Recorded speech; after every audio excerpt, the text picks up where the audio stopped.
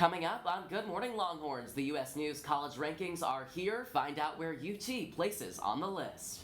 Special offers on your favorite fall drinks at Starbucks. Plus, the NFL announces its Super Bowl halftime performer. All this and more right now on Good Morning Longhorns.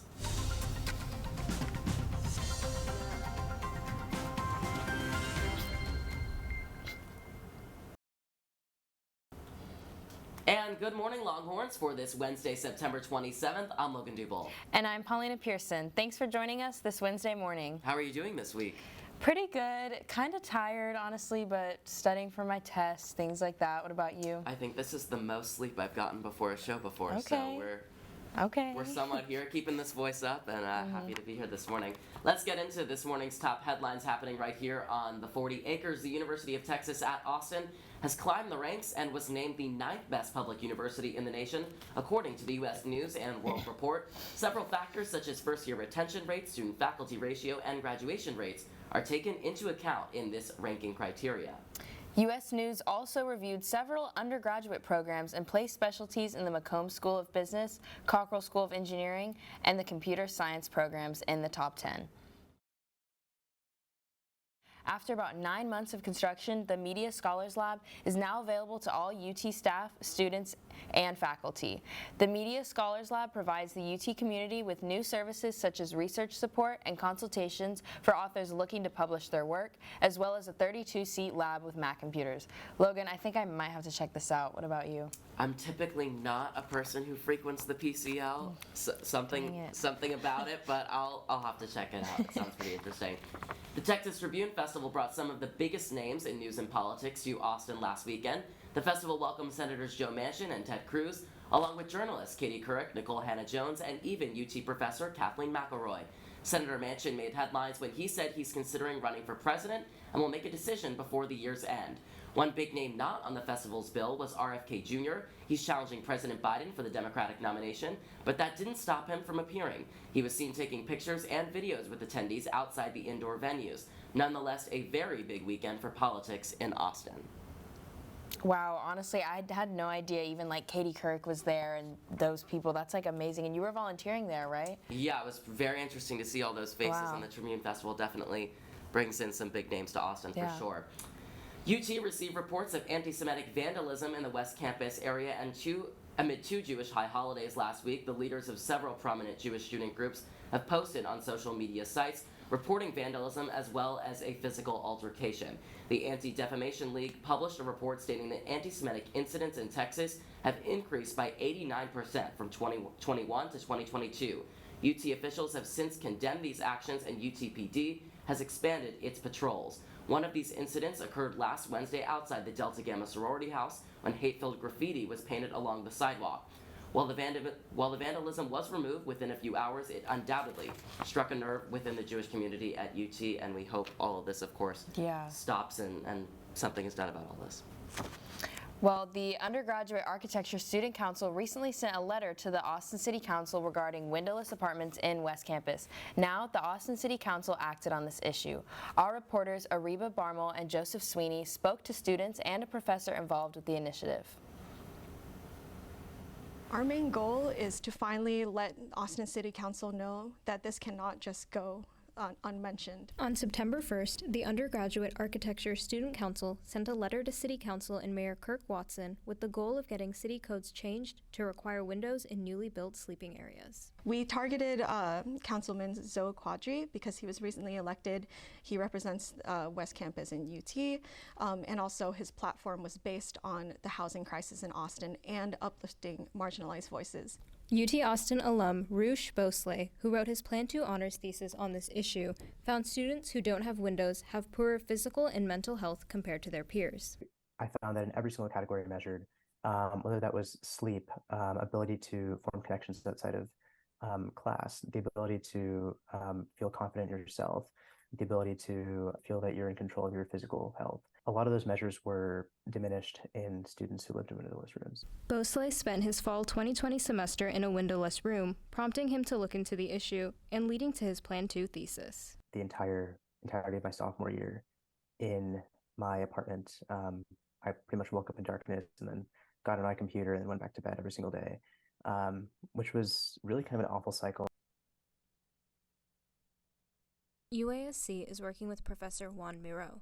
In addition to the student letter, which received 762 signatures as of September 1st, according to an Instagram post by UASC, faculty also sent a separate letter regarding this issue to the City Council last year.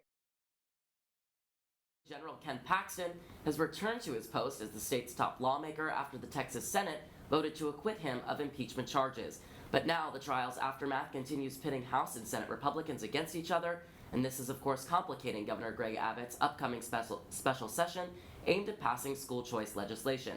Lieutenant Governor Dan Patrick, who presided over the Senate trial, faces allegations of bias, but he's firing back at House Speaker Dave Phelan and his colleagues who supported the impeachment process altogether.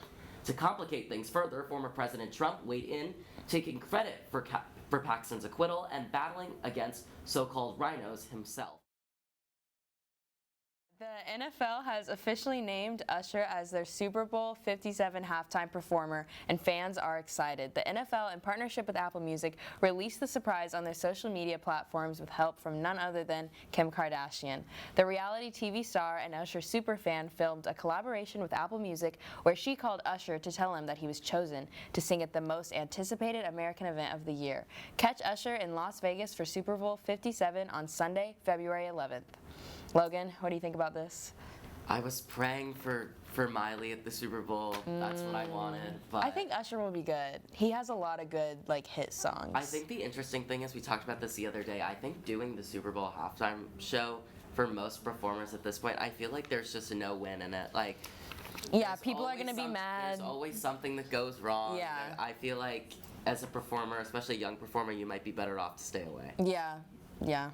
Well, at the beginning of September, Starbucks announced their buy one, get one free special regarding fall drinks if you order through the mobile app. I know I've been taking advantage of that. But unfortunately, this week on Thursday is your last chance to participate in this deal since it's only for the month of September. So grab that extra pumpkin spice latte for your friend or yourself. It only works on Thursdays afternoon. I know where I'll be tomorrow afternoon. Coming up, Ella Danita joins us on set right here with your updated weather forecast. Stay tuned. We'll be back with more Good Morning Longhorns right after this break. Let's take a look at weather. Joining us on set is Ella Danina. And before we get to today's forecast, happy belated birthday, Ella. What's the weather looking like? Well, thanks, Paulina. Last week, scattered showers brought some cooler air to Austin. Judging by the forecast this week and next week, I think it's safe to say that we're in the clear from the triple-degree heat at the start of the school year. Thank goodness. Lastly, on Monday and Tuesday, we will see a slight chance of rain with highs in the lower 90s and a cool low of 68 degrees. Since fall technically started this past Saturday, let's hope that our weather and outfits can start to reflect the change in seasons. That's all from me in the Weather Center. I'm Ella Danina. Thank you, Ella. UT students celebrated another big Longhorn victory last weekend, and as the team rules the college football playoff field, our Gracie Kirshner spoke with a few students for reaction to not only their victory, but the exciting new effects added over the summer at DKR. Hi, my name is Michaela. I'm on Texas Cheer, and I really love the new stadium lights, the drones, the orange out lights, and the fog. It really brings an emphasis to the field, and it really gets the energy up. It gets the crowd hype and excited for another Longhorn win. As a junior in college, I've always loved Texas football games, and it's just been such a special part of being a Texas student. And whenever I first saw the lights at the stadium, I got really excited. I immediately pulled out my phone and took a picture, and it just made the game so much more fun and interactive, and it made me so proud to be a Longhorn fan.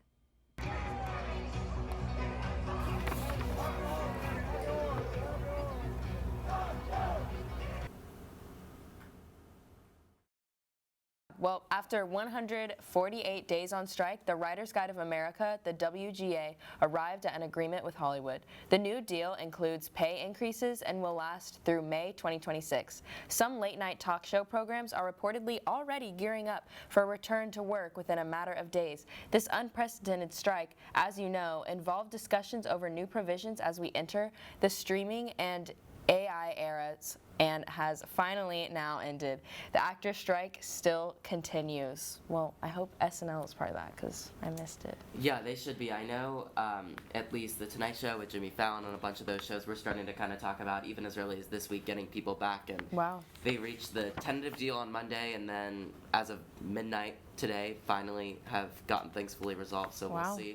We'll see what this does. It lasted long enough. Yeah. So let's hope they've Yeah. gotten what they wanted, both sides, and can now get back on the air. We'll be back with more Good Morning Longhorns right after this break. Fiction. Out of 496 submissions, only 10 titles are chosen by publishers each year. Some artists on the list have even been recognized by the National Book Foundation, and the judges have an array of awards as well. Books on the list include Loot by Tanya James, Night Watch by Jane Ann Phillips, and This Other Eden by Paul Harding. Make sure to go check out the list. I know I'm excited. Yeah, I'll definitely have to go check it out. I'm not as big of a fiction reader as I would like to be, but I feel like every book I read is like a biography or a memoir by some news anchor. That's like my typical, or like a like rock memoir, like, Yeah. like a music memoir. Those are my typical. Yeah. I'll have to check it out.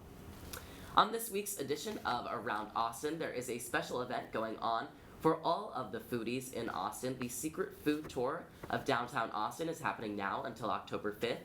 The tour lets you travel around the city for 3 hours, stopping at various locations to try new cuisines, as well as tasting new foods. You will get to stop at Austin landmarks and see some amazing live music. If you're available, you can purchase tickets online right now on the Secret Food Tour's website.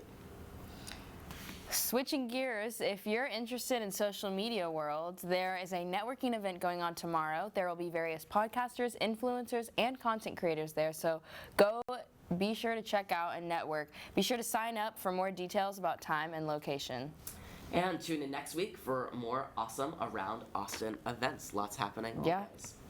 And as restaurants and fast food chains are reintroducing their fall menus, McDonald's is joining in on the fun. With 6,900 chains participating, McDonald's has revived the spicy McNuggets for a limited time only. Wow. First introduced in 1983, the classic has returned. Lovers of the chili and cayenne battered mixture can hopefully get their hands on the limited release while supplies last. The return of the beloved menu item has McDonald's fans running to their nearest chain, and for UT students, the North Lamar and Airport Boulevard locations are the closest stores. Is that something you're going to be taking on? I mean, honestly, I don't frequent McDonald's very much, but their food, sometimes I just really crave it sometimes. Yeah, there's something about a McDonald's run that's something special. Right? My hometown there's nothing to do at night, so like my go-to thing is where can you find people at midnight and outside of Baltimore, Maryland, at the McDonald's drive-thru. That's you. That's where they are. Thankfully, that's where I'll be. Thankfully, I do not have a car here though, so I stay away from McDonald's because there's not one too close. Well, yeah, for sure. And now we are going to talk about Hispanic Heritage Month, which is right now. And our reporter, Jasmine Pelosos, visited the Blanton Museum of Art to see the celebrations surrounding Mesoamerican and contemporary Latino art. Let's take a look.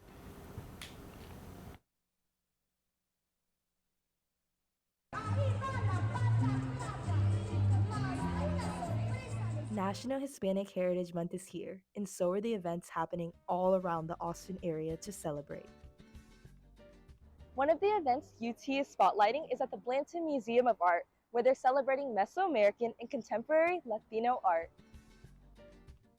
The Blanton Museum opened earlier this year 2 new collection galleries dedicated to Latino art as a part of an institution-wide initiative to expand its focus on art by Latino artists. This is the first National Hispanic Heritage Month where this brand new gallery is being shown. More exciting things are happening at Blanton, like the Latino Art Tour by Claudia Zapta, Blanton's first curator of Latino art. Latino and Chicano art history, there are very few of us, and I'm the inaugural Associate Curator of Latino Art for the Blanton Museum. Their works have never been seen before. They're not published. They've never been exhibited. Some have, but most haven't. So this is a very historic space and historic moment. So welcome to history. Besides the art galleries, there's also fun dancing, food from Tamale Addiction, and music from Grammy Award-winning producer Adrian Cuesta. My favorite part is absolutely the music. More events around the Austin area are set to be happening for the remainder of Hispanic Heritage Month.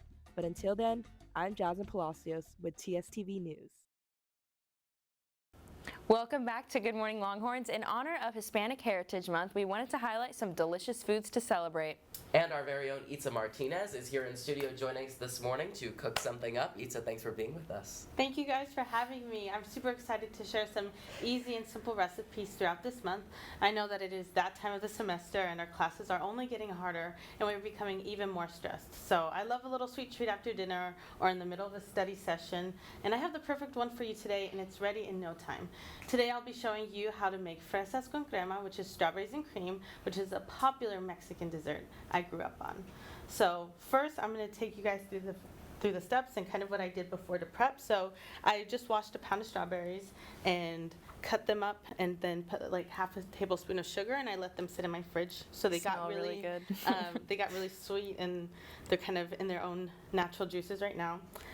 So now I'm going to take, in a bowl, I'm going to take half a cup of sour cream and then I'm just going to plop that right into the bowl if I can get it out.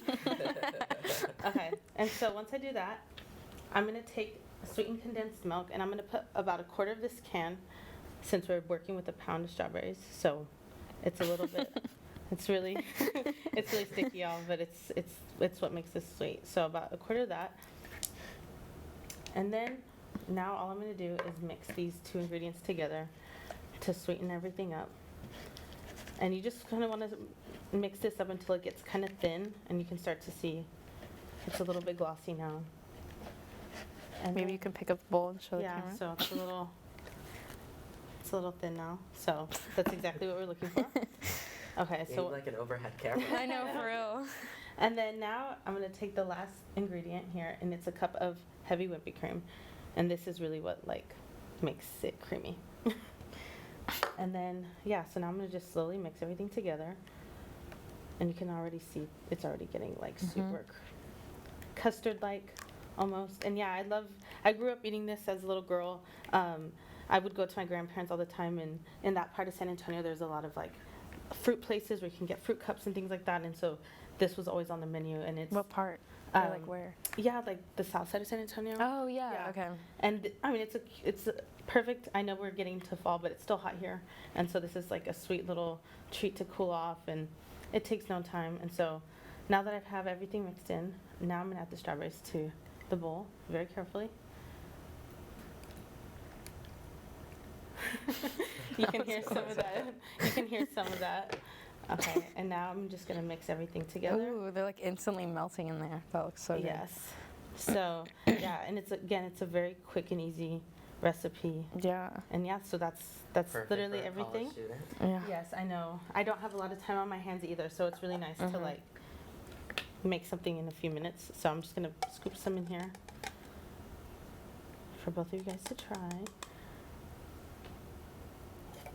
Here's one for you, thank you. Paula. And for Logan. Here, Paulina, you don't have to wait. You could No, we have to try I at want the you guys same to do a time. taste test together. Okay. Let's give it a go. Mm. I don't think I've ever had this before. That's really good. It literally tastes like ice cream.